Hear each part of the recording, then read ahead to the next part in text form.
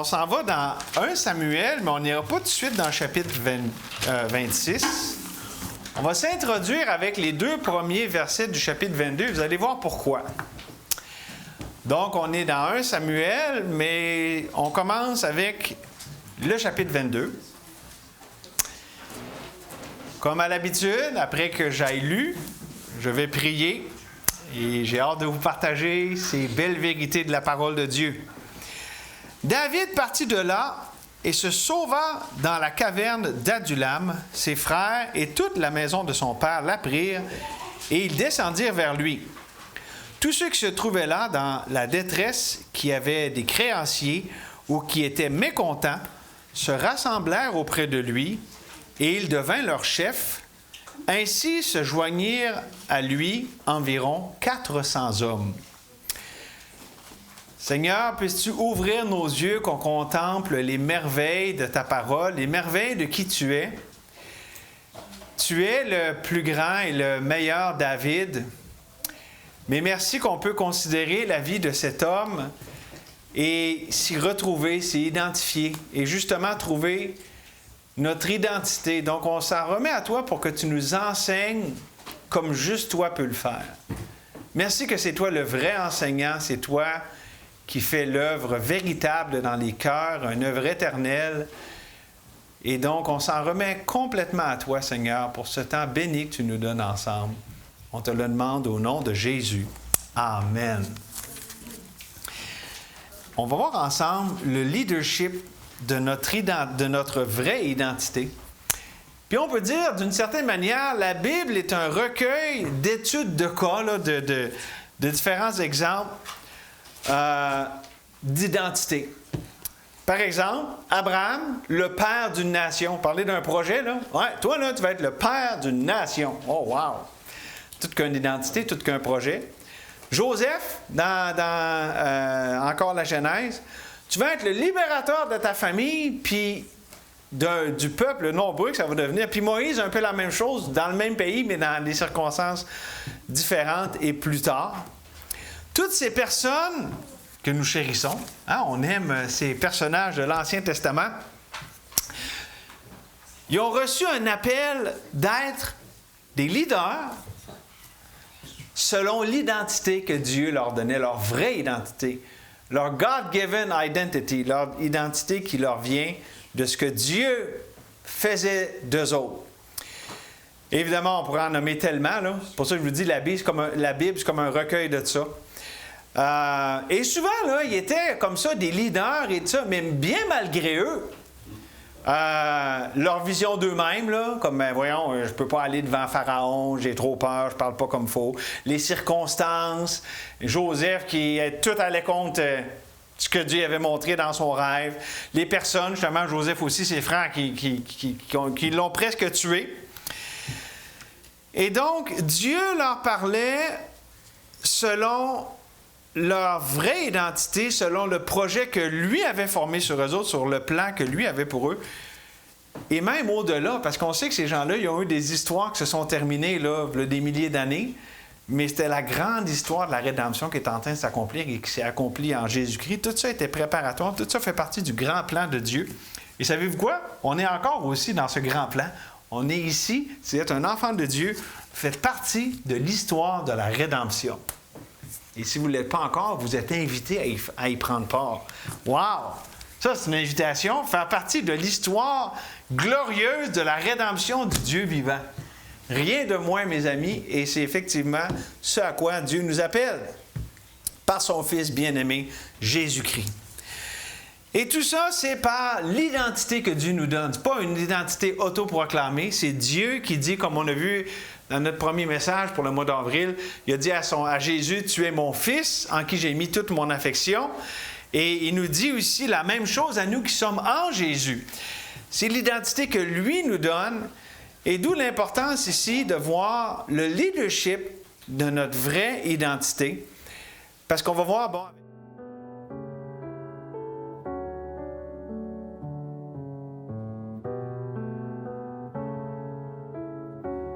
on va voir 3 effets bénéfiques.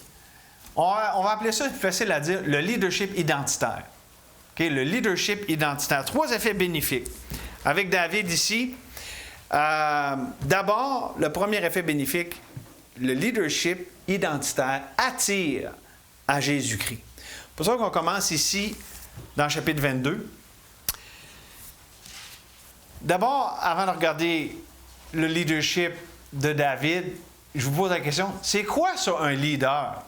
Vous savez quoi? J'ai pris ça d'un livre, là. C'est tellement simple et c'est tellement vrai puis beau comme définition d'un leader. Un leader, c'est quelqu'un qui veut que les choses pour le meilleur. Que les choses changent pour le meilleur. Pas compliqué, hein? Mais je trouve que c'est une bonne définition de leadership. Et Dieu aime et produit des leaders par chaque personne qu'il sauve. Pas juste un certain nombre, mais quand on est un enfant de Dieu, quand Dieu nous sauve, il veut faire de nous un leader. Pas toute la même sorte de leader. C'est pas des... Tu sais, là, quand on fait des biscuits là, à Amlas, puis ils sont tous la même forme, là, c'est pas ça que Dieu fait. Dieu fait une mosaïque. Dieu est créatif. Il nous fait tous différents, mais il veut faire de nous des leaders parce qu'il nous incorpore dans son grand projet rédempteur. Si on en fait partie, c'est parce que Dieu a quelque chose pour nous là-dedans pour y prendre part pleinement, pas comme une décoration, pas comme un spectateur, mais comme un acteur actif dans ce plan rédempteur unique et merveilleux. Et comment que Dieu fait ça? Bien, il fait ça à travers la transformation. Dans le fond, lorsqu'on laisse Dieu nous transformer, lorsqu'on le laisse nous modeler, l'impact de cette transformation dans nos vies et à travers nos vies, dans le monde autour de nous, c'est ça que Dieu va utiliser pour exercer son leadership à travers nous autres. Prenons l'exemple ici de David.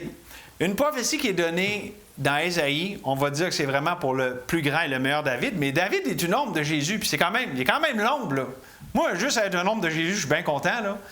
Bien, Ésaïe 11, versets 1 et 2 nous dit... Puis un rameau sortira du tronc d'Isaïe. Puis Isaïe, là, ceux qui ne savent pas, c'était terrestrement, là, OK? C'est le père du roi David. Mais là, ici, évidemment, on parle de façon prophétique. Ça nous amène évidemment à Jésus. Et donc, et un rejeton naîtra de ses racines. L'Esprit de l'Éternel reposera sur lui. Esprit de sagesse et d'intelligence, esprit de conseil et de force, esprit de connaissance et de crainte de l'Éternel. Savez-vous, c'est comme ça que Dieu s'adressait à David. Dieu s'adressait à lui selon ce projet-là qui était en branle. Évidemment, ça allait bien au-delà de David, mais déjà, Dieu s'adressait à lui comme ça. Donc oui, comme un berger, poète, guerrier et roi, mais animé de cet esprit. C'est comme ça qu'il s'adressait à lui. Et je vous pose la question, comment Dieu s'adresse à toi? Oui, on peut dire, OK, comme son enfant, mais y a-t-il quelque chose de plus précis? Puis peut-être, je ne sais pas comment Dieu s'adresse à moi, comment Dieu me voit. Tu sais, pour son royaume précisément, bien, on a juste à lui demander. Dieu, comment tu me vois? Je suis quoi, moi, dans ton plan? C'est quoi mon but précis pour lequel tu m'as sauvé? Vous savez que Dieu est capable de nous communiquer ça? Puis c'est libérateur, puis c'est la vérité. C'est pas juste des affaires qu'on s'invente. Et c'est vraiment quelque chose de bon. Parce que ça change absolument tout pour l'accomplissement de ce plan, de ce projet. Donc, Dieu part de l'identité pour accomplir son projet. On a parlé de ça hier avec Raphaël, et c'est pour tous les enfants de Dieu. Donc, si on en revient à nos moutons, David, ici, dans le moment de l'histoire qu'on considère ensemble, il est en train de fuir le roi Saül. Puis c'est là qu'il apprend qu'il y a du monde comme ça qui veulent se joindre à lui. Puis c'est du monde ici, c'est quand même, c'est pas la crème de la crème, on pourrait dire. C'est des gens qui étaient dans la détresse, qui avaient des créanciers, autrement dit, ils étaient dans dette, OK? Qui étaient mécontents. Wow, c'est une belle gang, ça, hein? Ça me fait penser à Jésus. De qui Jésus s'est entouré? De gens pas mal de même, hein?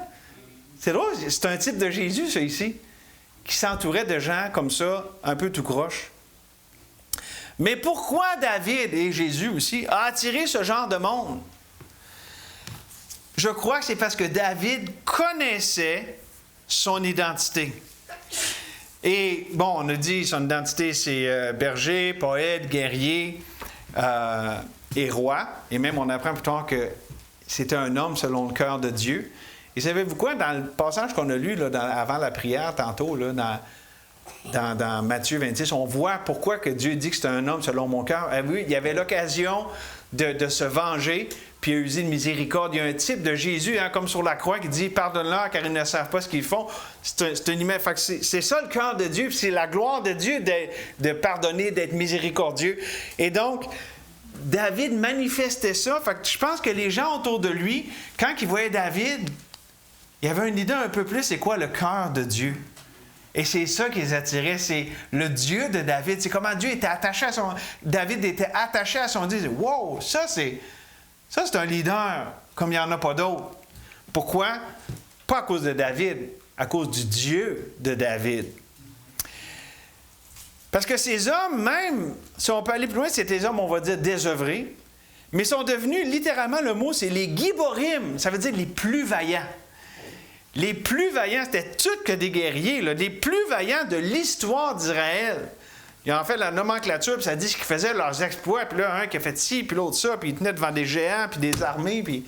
OK? Comment sont arrivés à ce point-là? Par l'identité que David vivait, son identité de roi, qui est le moyen que Dieu a utilisé pour ces gars-là, les sortir d'eux-mêmes, qui va au-delà de juste, je suis quelqu'un qui a des dettes, quelqu'un qui est bien content. Oh non, il y a un projet. Il y a un projet que je vois, puis Dieu est là-dedans. Donc, vu le fait que David a vécu son identité, puis qu'il a rentré comme ça dans le projet de Dieu, ils ont pu rentrer, embarquer là-dedans. Ils ont été inclus dans ce projet rédempteur du fils de David. Ces hommes étaient reconnus pour tenir debout et tenir ferme lorsque tout le monde s'enfuyait. Ils étaient connus aussi pour, lorsque tous avaient une mentalité de victime, eux autres, c'était des conquérants. C'était ça les gens qui suivaient David. Et n'est-ce pas que la Bible aussi nous dit « Au reste, fortifiez-vous dans le Seigneur et par sa force toute puissante, revêtez-vous de toutes les armes de Dieu afin de pouvoir tenir ferme contre les ruses du diable. Car nous n'avons pas à lutter contre la chair et le sang, mais contre les dominations, contre les autorités, contre les princes de ce monde de ténèbres, contre les esprits méchants dans les lieux célestes. C'est pourquoi prenez toutes les armes de Dieu afin de pouvoir résister dans le mauvais jour et tenir ferme après avoir tout surmonté. Tenir ferme, spécialement contre les ruses du diable. Comment qu'on tient ferme? On tient ferme par la vérité. Jésus est la vérité. Jésus vit en nous. Tenir ferme, c'est s'attacher, c'est demeurer en Christ qui vit en nous. C'est là le secret de la force du leadership identitaire qui attire à Jésus. C'est tenir ferme dans ce que Jésus a fait de nous, dans ce que nous sommes en lui, dans son royaume. Mais malheureusement, beaucoup trop souvent, on peut vivre au lieu de vivre dans la vraie identité que Dieu a pour nous, on peut vaciller entre l'identité réelle, rappelez-vous, on a vu ça, ce qui est une bonne identification des problèmes, mais on ne voit pas au-delà. Puis même carrément vivre dans des identités fausses. Et là, on devient comme dans Jacques 1,5. On est partagé. On est... c'est quoi le mot? Partagé, mais l'autre, c'est... dans Jacques... Irrésolu, littéralement deux pensées. On est comme partagé entre deux pensées. Et c'est pour ça qu'on a besoin du deuxième bénéfice du leadership identitaire. Non seulement le leadership identitaire nous attire à Jésus, mais nous pousse à Jésus, nous donne la poussée dont on a besoin. Voulez-vous qu'on voit ça? Voulez-vous une petite poussée dans le dos?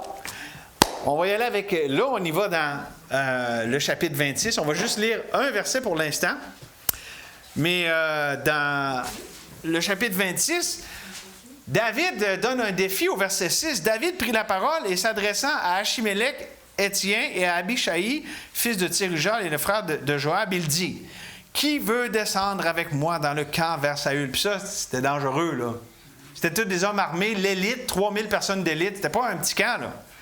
Qui veut descendre au milieu, là? Il faut tout traverser ce beau monde-là, là. Qui veut descendre avec moi dans le camp vers Saül? Et Abishai répondit, « Moi, je descendrai avec toi. »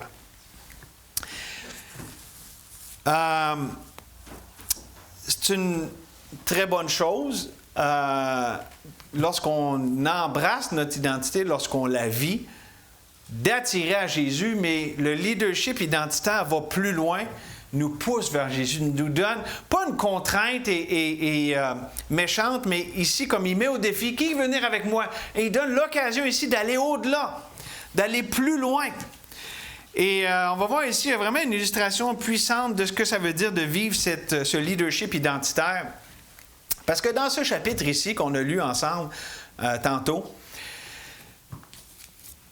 c'est dans le contexte que David a comme sa petite armée insurrectionnelle.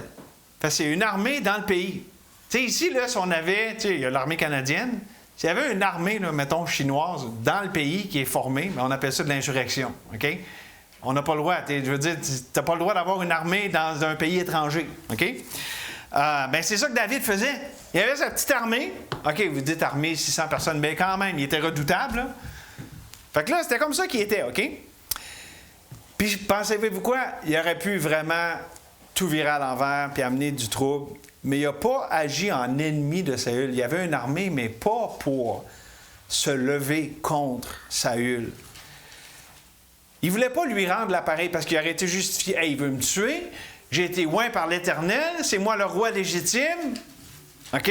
Il avait tout en ses moyens, même avant là, d'arriver ici avec la lance puis la cruche. Là, il aurait déjà pu vraiment combattre son ennemi. Mais qu'est-ce qu'il fait à la place? Il lui fait du bien. Parce que qu'est-ce qu'on voit, là, les chapitres avant? Il combat à gauche, à droite, puis ça l'aide, Saül. Il aide à la stabilité du pays, puis à la protection. N'est-ce pas un peu une illustration de la bonté de Dieu qui nous pousse à la repentance? Vous voyez, il y a tellement de types de Jésus là-dedans, c'est assez impressionnant. Mais pourquoi que David, même avant ici, puis ici, lorsque l'occasion en or, là, il est là devant lui, puis la lance est là, c'est tellement facile. C'est facile, hein, les tentations de la chair, c'est comme tout de suite, tout est beau, tout est là. Mais pourquoi il n'a pas agi comme ça? Parce qu'il a agi en roi qu'il était. Je n'ai pas besoin d'enlever le roi qui est là, je suis déjà le roi. C'est juste pas encore tout accompli. Il croyait à ce que Dieu lui avait dit. David, tu es le roi d'Israël. C'était pas encore tout, disons, cané, comme on dit, mais c'était pas loin. Puis il a agi non seulement en roi, mais en roi courageux. Il n'a pas été figé par la peur, puis c'était contagieux. Il a poussé les autres à être courageux et à marcher par la foi, eux autres aussi. C'est ça l'idée ici de leadership identitaire qui pousse à Jésus-Christ. Autrement dit, il n'a pas essayé, David, d'être toutes ces choses-là. OK? Il n'a pas essayé, OK, là, je vais être un bon roi comme je devrais être. Non, il a juste fait, il a embrassé, il a vécu la destinée, l'identité que Dieu avait. Il a juste vécu selon ce que Dieu avait dit. Il n'a pas essayé quelque chose, il a vécu ce que Dieu disait de lui, ce qu'il avait déjà dit. Il a juste ajouté foi à ça. Puis, vous savez, c'est pas suffisant de juste pas être peureux. Le courage, c'est plus que ça. Le courage de la foi, c'est pas auto-régénéré, mais c'est reçu par Dieu. Si vous voulez du courage, n'essayez pas de créer du courage en vous-même. Allez à Dieu qui donne le courage. Parce que ce que Dieu dit de nous, ce qu'il fait de nous, ce qu'il a fait de nous, c'est ça la source de notre courage. La source, autrement dit, du courage de la foi, elle n'est pas en nous, elle est en Dieu. Puis, dans le défi qu'on vient de lire ici au verset 6, sa question, ça pousse au courage, ça pousse à la foi, ou on peut dire ça pousse à Jésus-Christ. Et c'est fondé, pas juste sur des belles paroles, mais sur l'expérience d'une vie qui n'était pas dirigée par la peur. Pourquoi il n'avait pas peur là? Bien, c'est pas la première fois qu'il était face au danger puis qu'il a agi malgré la peur, qu'il a agi par la foi. Et comment? Bien, je pense que le secret de David, c'est la pratique de la présence de l'Éternel, qui dit à 365 reprises dans la parole. Je n'ai pas vérifié en français, là, mais ça a l'air, là. Puis vous m'excuserez, je n'ai pas vérifié en comptant chacune, là, puis j'imagine qu'à ce temps, on peut tout faire ça électroniquement, là, mais 365 fois, Dieu dit dans sa parole, « N'aie pas peur ». C'est une pour chaque jour. Ceux qui n'avaient pas compris, là, 365 jours par année. Sauf que l'année bissextile, une journée, on peut avoir peur, parce que là... Pour la fête à Josiah, on peut avoir peur. Et donc, il avait expérimenté comme ça la grâce de Dieu qui le délivrait de lui-même. Parce que je ne pensais pas que David était au-dessus de tout ça. David avait sûrement des fois le goût de prendre les choses en main et tout ça, mais à se confier en Dieu comme ça, il a appris la bonté de l'Éternel, sa fidélité. On le voit dans les psaumes. On voit que ce n'est pas un homme parvenu, mais il se confiait comme ça. Et c'est ce qui est arrivé ici.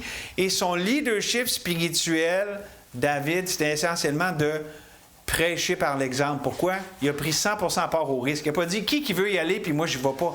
Il est allé avec Abishai.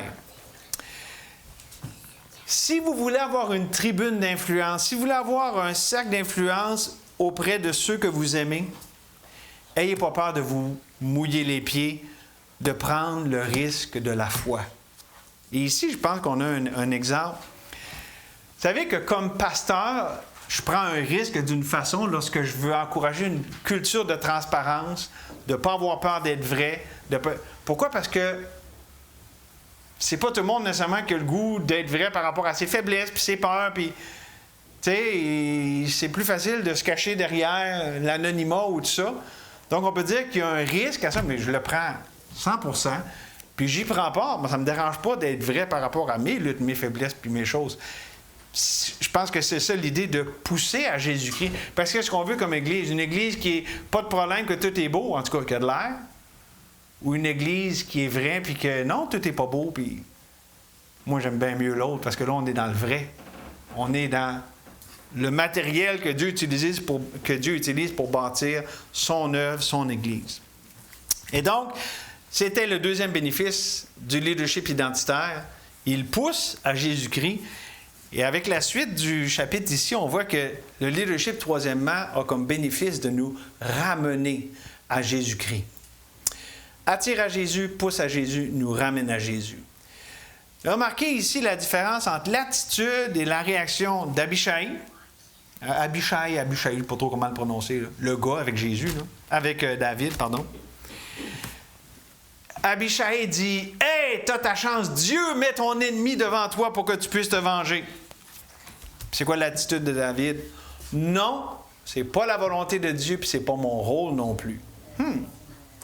Et ça, de la part de David, c'est brave, c'est de la foi, c'est de l'intelligence spirituelle, parce que David était solide dans son identité, il n'avait pas besoin d'aller là. Il n'avait pas besoin de manipuler les circonstances pour essayer de se rassurer dans son identité de roi, parce qu'il croyait que Dieu l'avait déjà fait roi.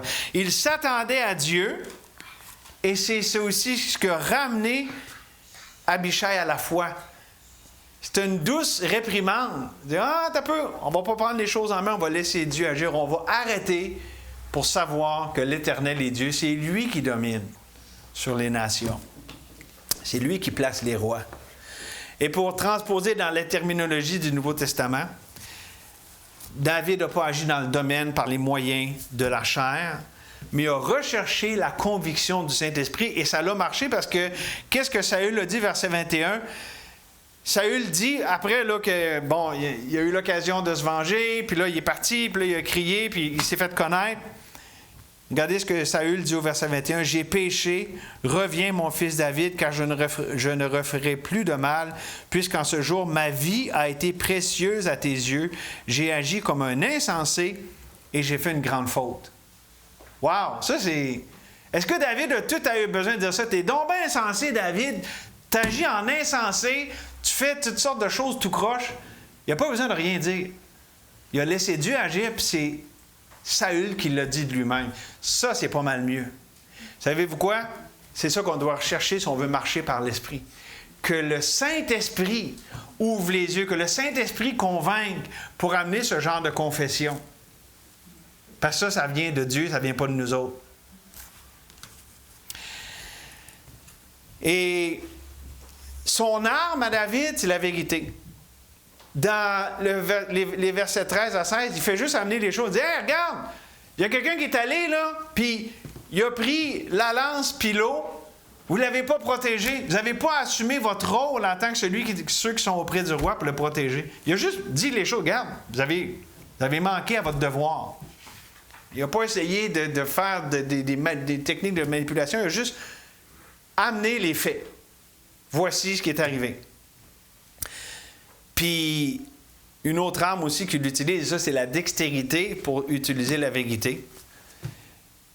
C'est l'humilité. Il dit, « Hey, je suis rien. » là. Il dit, puis il prend l'expression, c'est comme si tu cours après une perdrix dans les montagnes. Là. Voyons, tu perds ton temps, là, je suis rien. Là.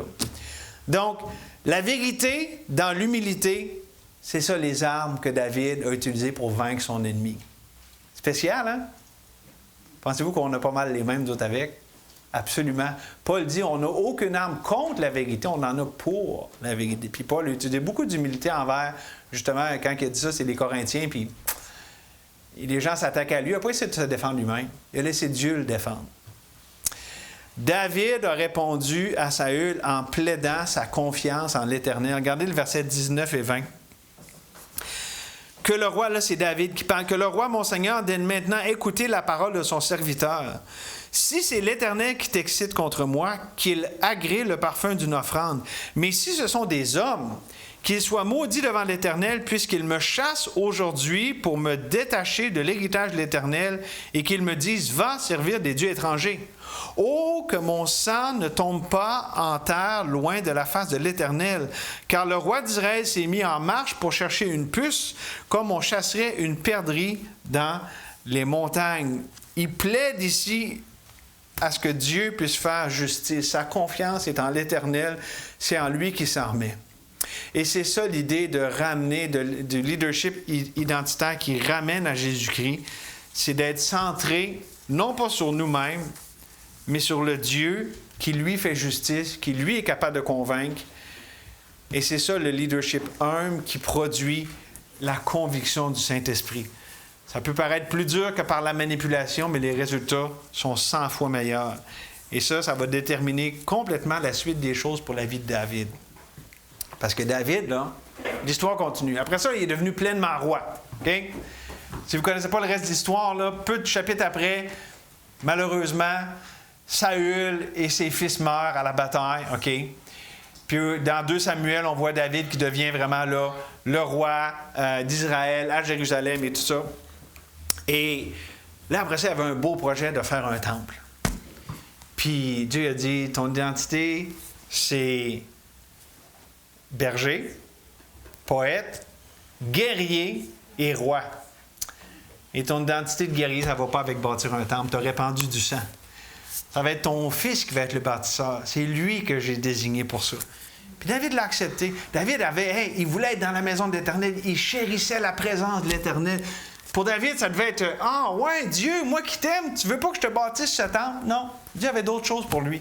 Mais voyez-vous, non seulement positivement, il a accepté l'identité que Dieu lui donnait comme roi, puis il a agi selon ça, mais aussi quand Dieu a dit « Non, c'est pas ça que j'ai fait de toi », il acceptait ça aussi. C'est ça aussi que ça veut dire de vivre à la lumière de l'identité que Dieu nous donne, de prendre celle-là qu'il nous donne, puis de laisser aux autres celle que Dieu donne aux autres.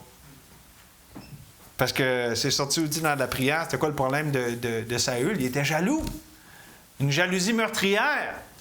Puis il ne voulait pas accepter ce que Dieu avait dit. Dieu avait dit, c'est fini pour toi. Mais il n'a pas voulu, puis il a essayé de prendre les choses en ses mains. Dans cette optique, on peut dire que Saül et David sont comme un type de la chair et de l'esprit. Un qui essaie de faire des choses d'accomplir, puis l'autre qui se confie en l'Éternel. Ou marcher par la chair, marcher par l'esprit. Et donc, on voit encore, ça n'a pas été juste l'histoire ici quand on considère ces événements-là. Pour le reste de sa vie, Dieu appelait David à marcher selon l'identité qu'il lui avait donnée, selon le projet que Dieu avait pour lui, sur mesure. Puis il voulait qu'il revienne constamment. C'est ça l'idée de leadership identitaire qui ramène à Jésus, se ramener constamment à ce que Dieu a fait de nous en Jésus. Et donc, ça amène à cette conclusion simple. Savez-vous, c'est quoi l'ultime projet de Dieu? C'est Jésus. L'histoire de la rédemption se résume dans la croix, la résurrection dans la personne et l'œuvre de Jésus-Christ. D'où l'importance vitale d'exercer un leadership spirituel centré sur Jésus, d'attirer à Jésus, de pousser à Jésus et de ramener à Jésus. Tout par rapport à Jésus. C'est ça, notre leadership. On n'a pas besoin de tout inventer, on a juste besoin de toujours se ramener à celui qui est notre identité, celui qui nous a sauvés, celui qui nous a donné cette identité. Et comme David, ça veut dire d'adapter notre approche aux problèmes, aux menaces, là, comme lui, là, de l'adapter selon ce que Dieu dit de nous autres, de vivre selon ça. C'est pas plus compliqué. Puis pour David, ça voulait dire quoi? Bien, pour David, ça voulait dire de résoudre ses conflits, là, genre quelqu'un qui veut te tuer, là, puis qui ne se tente pas de vouloir te tuer, là, en aimant son ennemi. C'est christique, ça aussi. Puis lui montrer qu'il y a de la valeur à ses yeux, c'est ce qu'il a dit ici. Hein, c'est Saül lui-même qui a dit « J'ai de la valeur à tes yeux ». N'est-ce pas encore là que ça nous pointe à Jésus? Il a aimé son ennemi, puis il a donné de la valeur, comme Jésus nous a aimés, puis il est mort alors qu'on est encore pécheurs et rebelles. Il a versé son sang pour nous. C'est la valeur qu'il nous a donnée. Et donc tout ça, ça va arriver seulement si on se voit dans cette position de faiblesse, de besoin et d'agir selon l'identité que Dieu nous a donnée. On n'est pas capable, ce n'est pas des choses qui viennent de nous-mêmes, elles viennent de Dieu. Ce n'est pas auto-proclamé, ce n'est pas auto-formé, ça nous vient de Dieu. Et ça va arriver seulement en embrassant, lorsqu'on voit cette faiblesse, qu'on embrasse la force, la toute-puissance de Dieu. On est plus que vainqueur par celui qui nous a aimés. Et donc, ce matin, est-ce que tu peux réellement réclamer cette position en Jésus? Parce que tout commence à la croix. Tout commence en acceptant Jésus comme son sauveur. Ça commence en passant des ténèbres à la lumière, de passer de la mort à la vie, du royaume de Satan à celui de Dieu. Et enfant de Dieu, est-ce que tu entends Dieu te parler selon ta vraie identité? Et là, j'amène une nuance ici. Tu l'as entendu te parler selon « t'es mon enfant ». T'es accepté, t'es aimé. Ça, c'est un premier niveau, mais même plus personnellement. T'es mon bâtisseur, t'es mon travailleur dans l'ombre. Qu'est-ce que Dieu te communique sur ce qu'il a fait de toi précisément? C'est quoi son projet sur ta vie? Il y en a un, croyez-vous? Puis croyez-vous que aussi Dieu peut vous le communiquer?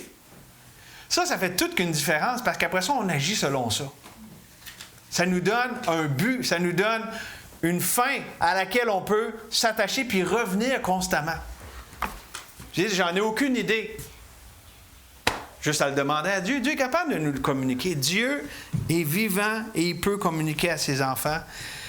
Et si vous entendez quoi que ce soit d'autre comme identité qui veut être soufflée dans vos oreilles, Dieu nous parle toujours selon la vraie identité, selon la vérité, selon ce qu'il a fait de nous. Fait que j'ai entendu, t'es pas bon, t'es pas capable, t'es bon à rien, ça vient pas de Dieu. Ça vient de la chair, ça vient de l'ennemi, ça vient du monde. Savez-vous quoi? C'est mon appel ce matin. Ça a été cité tantôt par notre sœur dans la prière. Moïse qui a dit au peuple, lorsqu'il allait opérer cette grande délivrance de la sortie d'Égypte, il leur a dit au peuple, ne craignez rien, restez en place. Regardez la délivrance de l'Éternel, que l'Éternel va vous accorder en ce jour. Car les Égyptiens que vous voyez aujourd'hui, vous ne les verrez plus. L'Éternel combattra pour vous et vous gardez le silence. Ou j'aime Habacuc 2,20, l'Éternel est dans son saint temple. Que toute la terre fasse silence devant lui. Et ça fait bizarre, avant d'en appeler au peuple à la prière, mais je dirais le silence du cœur, ça change complètement notre façon de prier. Des fois, on peut arriver avec Dieu plein de mots, plein de pensées qui s'agitent en foule au-dedans de nous autres. Mais lorsqu'on prend juste le temps de faire silence devant Dieu, hop, c'est drôle là, notre prière va être complètement différente. C'est à ça que je nous invite ce matin. Oh oui, Seigneur, merci que tu nous appelles à toi et que tu as formé des projets sur chacun de tes enfants. Il y a le grand projet rédempteur en Jésus-Christ, mais c'est tellement grand et infini. C'est une mosaïque tellement variée que chacun y a sa part. Tu n'as pas oublié personne. Il n'y a pas personne que tu as mis de côté. Tu as dit, toi, tu es juste une décoration, tu es juste quelqu'un qui est là, mais qui ne sert à rien. Oh non, lorsqu'on est ton enfant, tu as un but avec nous autres. Tu nous as sauvés avec des desseins bienfaisants, libérateurs. D'abord pour nous libérer de nous-mêmes, mais aussi pour embarquer dans ce projet, dans ce plan que tu as pour chacun de nous autres. Alors, Seigneur, on veut faire silence dans nos cœurs et te laisser parler. Toi, communique, Seigneur, à chacun ici son identité propre, son projet sur mesure, ton projet. Oui, on vient à toi, Seigneur, dépendant. On vient comme des petits-enfants ce matin. Et on veut apprendre de toi. Merci pour ta bonté, ta fidélité. Au nom de Jésus. Amen.